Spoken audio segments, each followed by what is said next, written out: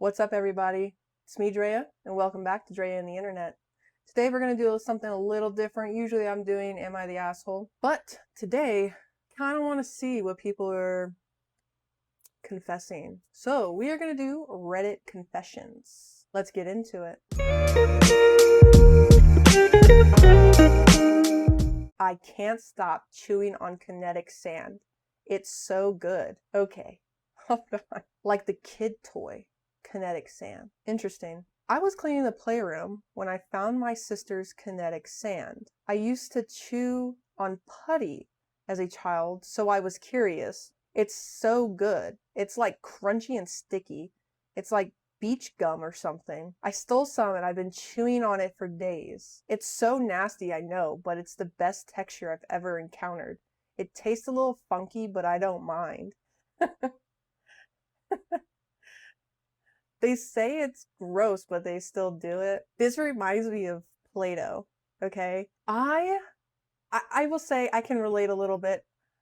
Play-Doh, right? I don't know, something about it was just like intriguing and it made me want to eat it. Now, I did not eat Play-Doh. I did lick it though, because I wanted to know how it tasted. And it's salty, it's weird, but I don't think I would chew on it. Even in the days of licking Play-Doh, I don't think that I would have chewed on it. Let's see what the comments think about this habit that this person has acquired. Someone says, "Wow, you know that stuff has recently found to be contaminated with asbestos." Oh no. Yeah, I wouldn't be chewing that. Especially if it's got asbestos. Is it asbestos or asbestos? There's an O at the end. Let me know in the comments. And don't be spelling asbestos and saying it's pronounced as asbestos, still spelled asbestos. Alright? Someone said from beach gum, some made up Reddit lore, no doubt. As long as it says non-toxic, I'm okay with you chewing the beach gum. Yeah, but my thing is, it's gotta be grainy too. Like, you know, when you go to the beach, I feel like, yes, it's not beach sand, but it's still sand. So it's still got that gritty and it's getting like in your teeth or something. It couldn't be me. Somebody says, the fuck is beach gum? Which is a good question. Someone says, that's the real question at hand. Someone said beetroot. It's like sassafras and tastes like dead parrot's ass. So he said, how many dead parrot asses have you tasted? Just curious, no shade. So he said, I bet that's more than 0. That's funny. That's funny. Okay. Oh, this one seems pretty relatable. It says, I rehearse small talk conversations in my head before going to the grocery store. I too want to make sure that I don't tell them some weird thing, like how you tell a waiter to enjoy their meal after they tell you to enjoy your meal. We would like to avoid those kind of things. But it says, before I go into the store or public places, I mentally rehearse simple interactions like, hi, how are you? Or paper or plastic is fine. I even practice my facial expressions so I don't seem awkward. No one knows I do this. It probably sounds small, but it makes everyday interactions feel safer and more predictable for me. I will say, when I do rehearse, if somebody says one word that I'm not preparing, it messes up the whole script. I was at IHOP recently, and I knew that I wanted scrambled eggs and turkey sausage with my meal. I get French toast. I love French toast. So I said that I wanted the French toast, and I was like, scrambled eggs. And as soon as I was about to say turkey sausage, she asked me if I wanted cheese in my eggs, and I blanked out. I had to look at my girlfriend, and then I was like, no cheese. I had to recover and then ask for the turkey sausage. It was crazy. Somebody says, I went into Publix, and it's like some kind of exposure therapy. Everyone asking if they can help me. It's exhausting. Thank God for self-checkout. You are not alone. Plus, I am nocturnal. Oh, I love self-checkout. The only time I don't use self-checkout is if, like, I'm buying a whole cart, buggy, wagon, whatever you guys want to call them, of groceries, because I can't do it. Like, we go to Harris Teeter and they'll bag it too. Sometimes I'll help them bag, but I couldn't imagine doing the ringing and the bagging. Someone says, I loathe small talk. Small talk sucks. I hate it so much. I'm also an oversharer sometimes. So if you get me going, I will not stop until it's way beyond awkward for the both of us. And then, yes, I'm going to go sit in the car and I'm going to think about every single thing that I told you and tell myself I shouldn't have told you that. Someone says, same here, my friend. Problem is, I still flub it anyways. And that always happens. Like I said, they ask one question that you were not prepared for, the whole script out the door, you forgot the lines, and there's no stagehand to whisper it to you. And someone says, I do that too. Typically, when I have to get some work done on my car, I don't know why car stuff and talking to mechanics make me nervous, but I always practice conversations in my head. I went to go get my oil changed, and they always want to change all these filters, right? And I have to tell myself, like, I'm just here for an oil change and get my tires rotated. And I rehearse it and rehearse it and rehearse it. And then they're like, oh, do you want to change this filter? And I'm just like, sure, change the filter. And they're like, oh, what about this filter? One time I went and I spent over $600 because they were like, oh, your car needs this filter, oil change, tires rotated. Oh, and this oil and this thing needs to be doing this thing and this needs to be doing this thing. Oh, and we need to put this, clean your tank or something. All I know is I was there for a very long time. And they also thought that they messed up on putting oil in the other place that wasn't what I came in originally for. It was a whole thing. All right, let's see what other confessions we got. I anonymously send my sister Spanish copies of Jumanji Welcome to the Jungle on Blu-ray once every few months. That is good. I wouldn't do that to my sister. Yeah, I mean, let's dive into that. Like, what's going on there? It all started back in 2023 when a local Dollar Tree got some old boxes of Blu-rays that were collecting dust in the back of the local Walmart. Inside the box were a bunch of new in-box movies. Lego Movie 2, Deadpool 1 and 2, and more specifically a copy of Jumanji on Blu-ray. This particular Blu-ray was in Spanish. It was the only language on there, so I bought a copy as a joke and never opened it. Cut to a few months later, I was cleaning my room when I found the Blu-ray. I randomly thought it would be funny to anonymously mail it to my sister who lives 5 states away. Oh, that is even better. That is even better. Now, once every few months, I look for a copy of the film, in Spanish of course, on Blu-ray and send it to her anonymously. My sister has no idea I'm doing this. She actually thinks it's one of her friends from her town doing it. I will keep doing it as long as I find it funny. So if you see an entry in the Book of World Records about someone owning 168, rough estimate number, copies of Jumanji in Spanish, that's my sister. That would be hilarious if she did make it into the book. Can you imagine the commitment you have to make? Do you put like in your calendar, like a reminder that says, oh, time to buy Jumanji again, send it to the sister? That is so funny. I love that for you. And for her. All right, what else? All right, it says, I went to such stupid lengths to earn some cash, and I'm so upset with myself that I did this. Haven't we all? I had apps. I was, playing solitaire for a few bucks. I was taking surveys. I went to such stupid lengths to earn cash, I'm embarrassed with myself so much. I'm a female, so I'm freshly 18, meaning I can start to buy things and do things as I'm an adult. And yes, I work, but it's a part-time job only in the summer. Anyway, I've been needing money recently for everything. I live with my sister and she's thriving, but she does not give me money. Anyway, I found myself so desperate that I'm embarrassed. I started looking into sites that I could sell pics, used underwear, etc. But obviously it's all fees and you have to pay to use them. And I also want to stay anonymous, but you have to upload pics of your face. I signed up to a site and now I'm getting emails to pay to use the sites. And I'm constantly reminded. I just really need money. I'm embarrassed I have no family and no friends.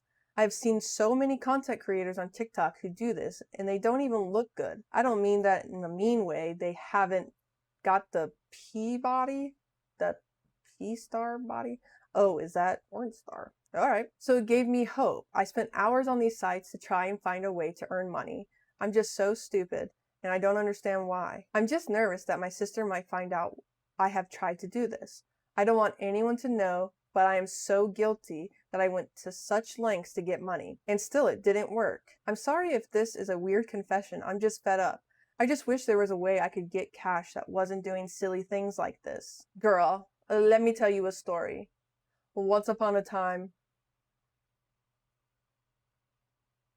I don't know, back in the summer, I was like, I need money and I want to do it the easy way. Before that, I was doing DoorDash, but the money would cover the gas, basically.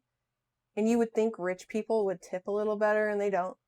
They do not. But I was like, okay, this is what I'm going to do. And I have big feet, all right? And so I was like, somebody's got to be into big feet. So I signed up for Feet Finder to sell pictures of my feet. I was a little embarrassed to do it, and I even talked to my girlfriend. My girlfriend, she's my personal photographer. I did not make money. I only did it for 3 days. I met some really nice people.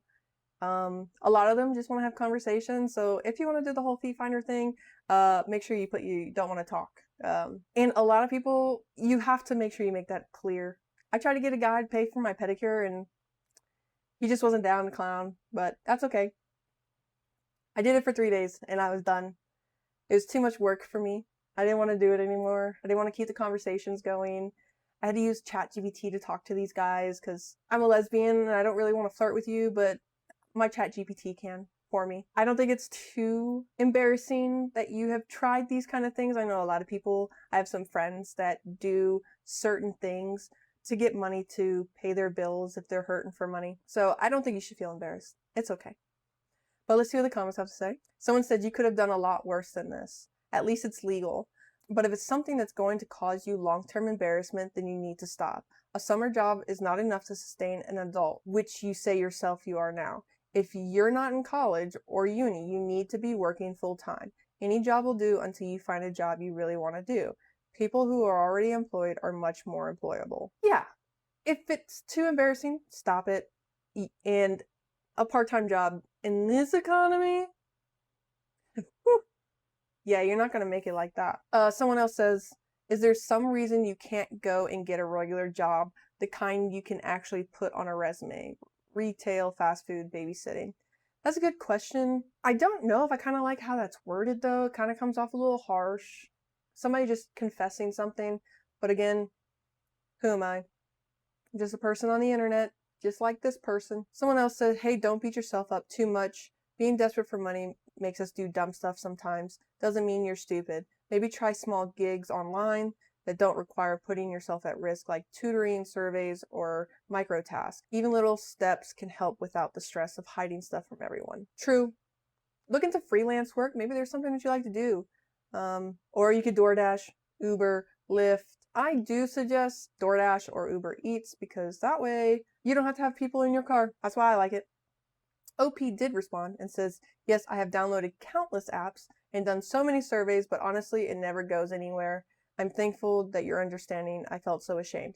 I will say I have done a lot of surveys and I don't qualify for a lot of them because they ask you how much money you make. And as soon as I tell them how much I make, which really is not a lot, then I can't take the survey and then I don't get the money and I've just wasted 15 minutes.